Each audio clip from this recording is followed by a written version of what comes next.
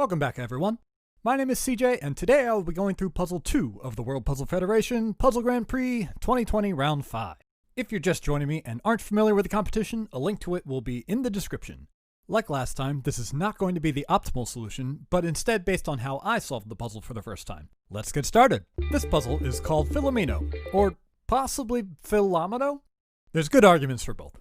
But anyway, as usual, the creators listed in brackets. The instructions say, divide the grid along the dotted lines into regions, called polyominoes, so that no two polyominoes with the same area share an edge. Inside some cells are numbers. Each number must equal the area of the polyomino it belongs to. A polyomino may contain 0, 1, or more of the given numbers. It is possible to have a hidden polyomino, a polyomino without any of the given numbers. Hidden polyominoes may have any area including a value not present in the starting grid, such as a 6 in a puzzle with only clues numbered 1 through 5.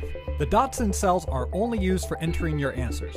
For the answer, enter the area of the polyomino each dot is in, reading the dots from left to right. Ignore which row the dots are in. Use only the last digit for two-digit numbers. For example, use 0 for a polyomino of size 10. For the example, the answer is 8, 2, 5, 2, 3, 6, 5, 5. We should also note that at the beginning of the round, it tells us that some puzzles use color. The color is for aesthetic purposes only.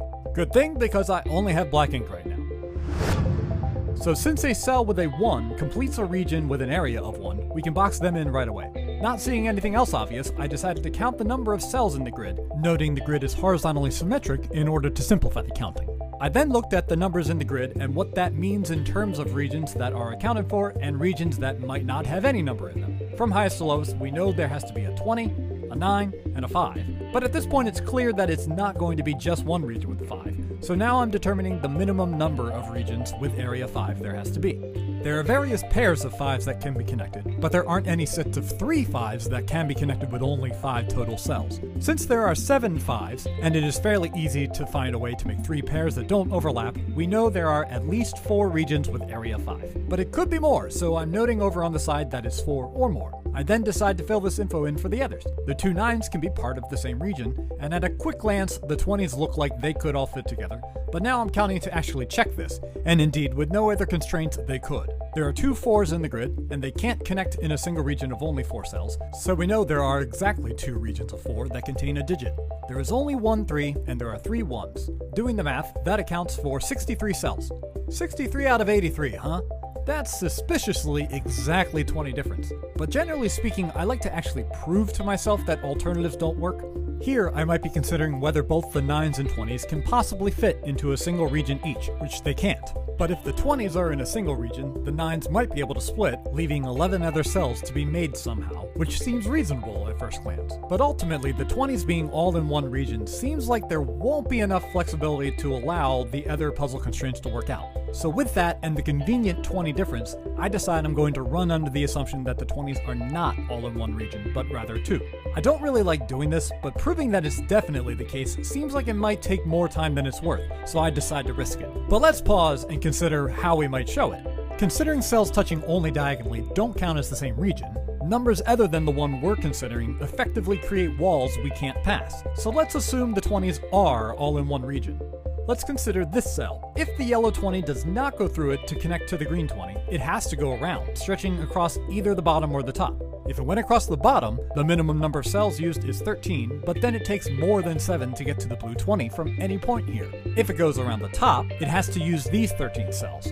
If it were to instead wrap around the blue ring, it would use too many cells, and while wrapping around the black ring can make it to the green 20, it doesn't leave enough to reach the red or blue 20s. From here, the minimum additional cells needed to reach the red 20 brings us to 18, and now we can't get to the blue 20 with only 2 more. Therefore, this cell is indeed used to connect yellow to green, and this must extend up and down a cell. The yellow clearly has to connect here, because otherwise it goes around the top and we run into the exact same issues we just tested.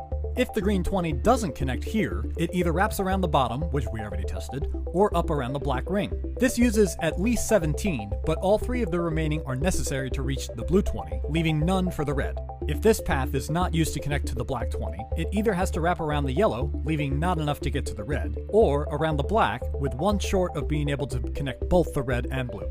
If these two cells are not used to connect the blue 20, it has to go around this way. But even before choosing which way to go here, we're at 18, and 2 is not enough to connect in either direction. We will leave this choice undetermined. We can also show that it is forced to do this, but it doesn't actually affect the upcoming contradiction. Even if we were ignoring how much space everything else must take, the yellow 9 must fill the 2 cells to the left. The blue 4 now has to fill 3 of its 4 nearby empty cells, leaving 1 at maximum in that area for the 9.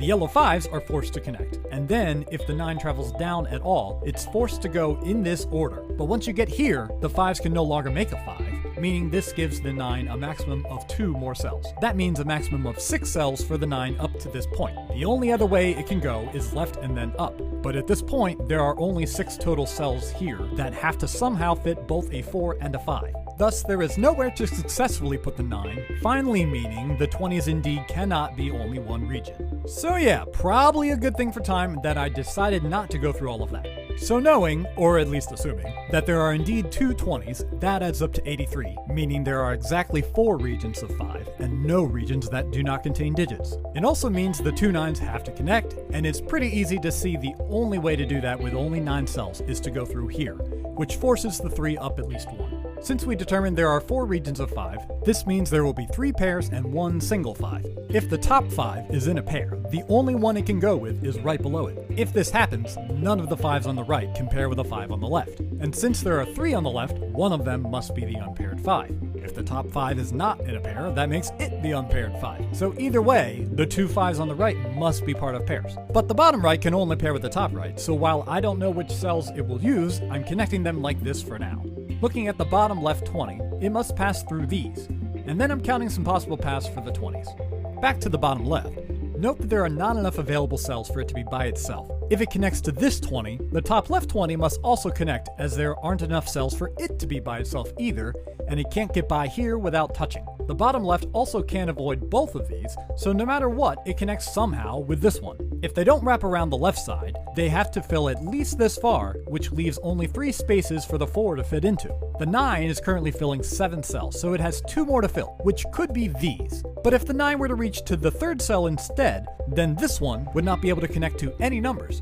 This 3rd cell also cannot be part of the 5s because that requires 6 cells, so it must lead all the way up to the 20. Both 20s now have 12 determined cells, which I make a note of. The 5 must go right, and the bottom right 20 is blocked in and must go up through these. There aren't enough cells for the top right 20 to be by itself, so it connects here. But there also aren't enough to continue to this 20, which means the left region must connect to it, which can only happen through these cells. Since everything has to connect to a number, these are in the 20, which completes the region. For similar reasons, we can also complete the 5, the 9, and the 3. The 4 is forced up 1, and now I'm considering what happens above it. This cell can't be reached by the 4, but could potentially be reached by the 5 or the 20. Now, I wouldn't suggest doing what I did here, as there are many simpler things I could have done first, but ultimately I determined that it couldn't go with the 20. If it did, the top 5 would connect downwards, and to leave room for the right 4, continue to at least here. This leaves exactly 4 spots for this 4, forcing the left 5 down, but it can't stop at 5 cells because it would be touching this 5. So ultimately I determined, perhaps unhelpfully, that the dotted cell must connect to the 5. Like on the other side, these 3 cells go with the 20, bringing the count for that region to 17. Although since it needs to connect to the other 20, I really have in mind that there are 19 being used. I just haven't determined which option one of them is. The point is, at maximum there can be 1 more cell down towards the bottom as part of the 20. If this cell was part of the 20, the rest of these would have to be part of the 5, but this touches the neighboring 5, which can't happen. So these all have to be the 5. In order to separate the 5s, since they can no longer be in the same region, the in-between cell is part of the 20, which completes the bottom part of the 20. The 5 goes up, the 4 includes these, which I could have determined a while ago, and then we can complete both as well as the 20. The remaining 4 can't separate the last 2 5s, and with that, we're done! That's a time of 8 minutes 54 seconds. The puzzle is worth 36 points, which is a rate of about 4 points per minute. Compared to all the puzzles in this round, that's my 3rd best point rate. Well, that's all for today. As usual, if you solved this puzzle, let me know if there's anything you did differently in the comments. If you want to find out when I upload more, there are buttons down below for that. Next up is Spiral Galaxies. Thanks for watching.